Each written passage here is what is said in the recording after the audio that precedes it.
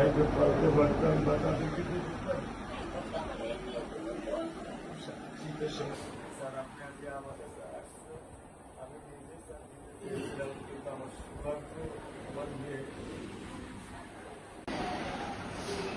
আপনি স্যার বিশ্বাস করবেন না, আমার স্যার 55 বছর বয়স, আপনি মনে করতে পারেন স্যার সে পুরে লীগের একজন নেতার একটা বাচ্চাও স্যার মারা গিয়েছিলেন, আপনার মনে হয় স্যার হয়তো বা স্মরণ আছে। ভালোবাসা আর ঋণের কাছে স্যার আমরা ঋণী, কিন্তু স্যার আমার মারা যাওয়ার পরে আমার আম্মার যে কষ্টটা দেখেছি আপনার কিছুটা আমি বুঝতে পারি। আমি এতটুকু আপনাদেরকে বলার জন্য আজকে এখানে এসেছি যে এটা বিচারিক ছিল।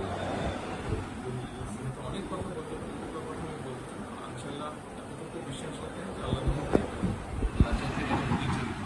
বিচার আপনারাই দেখবেন। আর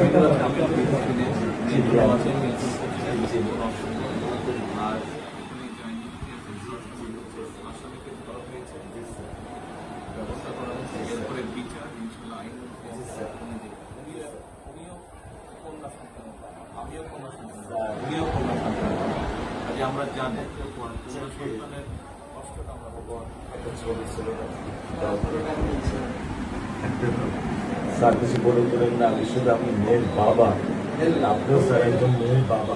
শুধু একটা আমি দৃশ্য আপনাকে স্যার দেখো, আর কিছু দেখাবো না স্যার, আমি দেখবো না স্যার, স্যার আমি দেখবো না স্যার, এটা নিয়ে আমি সারা জীবন স্যার আমি কি করে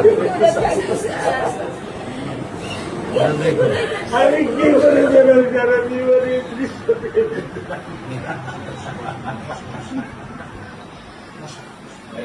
আমার এই দৃশ্য আমি কি দিয়ে পূরণ করবো? আমার বিয়ে শুক্রবারে আমার সাথে মসজিদে নামাজ পড়ে, আমি 3 নামাজ বাসায় পড়ি স্যার, কারণ ও আমার সাথে নামাজ পড়তে পছন্দ করে। 2 উক্ত নামাজ আমি ওকে নিয়ে স্যার আমার বাসায় পড়ি স্যার। আল্লাহ আমি জানি না, আল্লাহ তো আমার কোন পরীক্ষা ফেলেছে, এই দুঃখ এই কষ্ট মৃত্যু ছাড়া আমার আর কোনো শেষ নেই স্যার, আর কোনো শেষ নেই। আপনার দায়িত্ব মানে প্রধানমন্ত্রী নেবে, আমাদেরকে তো আপনাদেরকে শক্ত হতে হবে না, আপনার তো বড় মেয়েটা রয়ে গেছে, এখন তো ওর জন্য আপনাদেরকে শক্ত থাকতে হবে। স্যার সত্য কথা, আমি যখন ওকে ভ্যানে পাঠাই আমি খুব বল পাই, আমি কালকেও বলে দিছি যে আমি আর ভ্যানে দিব না, তুমি প্রতিদিন ওকে রিস্কায় নিয়ে যাবা, রিস্কায় করে নিয়ে আসবা। আমি ক্লান্ত স্যার, 10 বছর বয়স থেকে স্যার অবহেলা পেতে পেতে পেতে পেতে স্যার আমি আর নিতে পারতেছি না স্যার। আল্লাহ আমার ভাগ্যে দিচ্ছে, আমি কি করবো স্যার? কি করবো?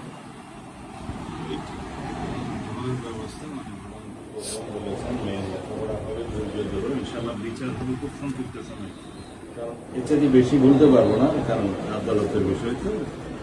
আমরা চার্জশিট দেবো ইনশাল্লাহ এই 24 ঘন্টার মধ্যে। আমি সত্য কথা বলি, আমার 55 বছর বয়সে আমি এত দ্রুত, এত সুন্দর, এত সুচারুভাবে আমি কখনো দেখিনি। এটা আমি বুঝতে পারছি, এটা তো বুঝতে এটা পারছি। আমি বুঝতে পারছি স্যার, এটা আমি বুঝতে পারছি। প্রধানমন্ত্রী চলে আসছেন, এটা আমার সৌভাগ্য। এটা আমি সত্যিকার ভাবে স্যার আমি বলি, আমি এটা স্যার প্রত্যাশা করিনি যে আপনার মতো মানুষ আমার এই 10,000 টাকার একটা ফ্ল্যাটে স্যার আপনি পা রাখবেন, কিন্তু এই বিশ্বাস ছিল যে আপনি 8-10 জন না, যে মানুষ ট্রাফিক সিগন্যালে দাঁড়িয়ে থাকে, নিয়ম মেনে চলে, সে মানুষকে বুঝতে স্যার আমার এইটুকু বয়সে স্যার যথেষ্ট স্যার। স্যার কোন আপনি তো ধৈর্য ধরবেন, আমি ওকে কোনো নিয়ন্ত্রণ করতে পারতেছি না। আল্লাহ চায় আপনার সন্তানের এই অবস্থার জন্য যে দায়ী তার বিচার ইনশাল্লাহ হবে, সেটা শীঘ্রই হবে।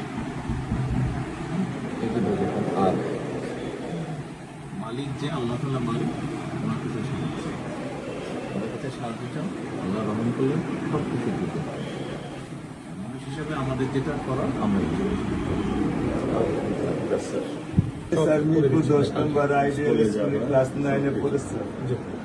টোটাল ওগুলা নিয়ে চিন্তা করবেন না, ওগুলা ইনশাল্লাহ ব্যবস্থা। আপনি যখন যেহেতু বলেছেন, আপনি আপনার কষ্টের কথা বলেছেন, সেই ব্যাপারে আমরা যেটা আমাদের পক্ষে সম্ভব ইনশাল্লাহ।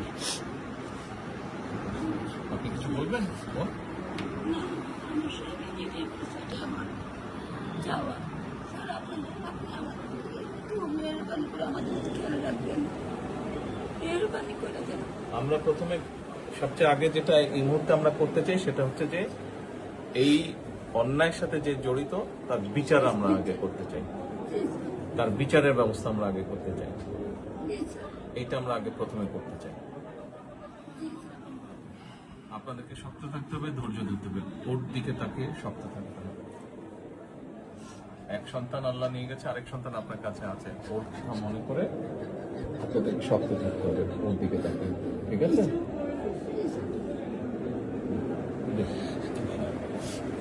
চলে আসবে, হ্যাঁ ভাই, চলে আসবে, আজকে চলবো।